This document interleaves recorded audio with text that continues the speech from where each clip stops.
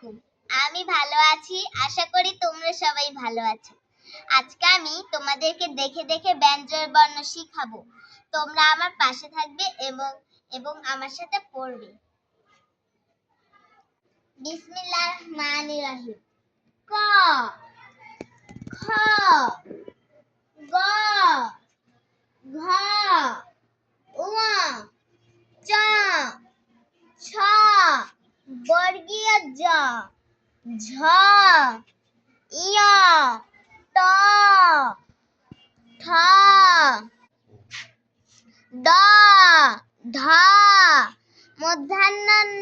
মূর্ধন্য ত, থ, দ, ধ, দন্তান্ন প, ফ, ব, ভ,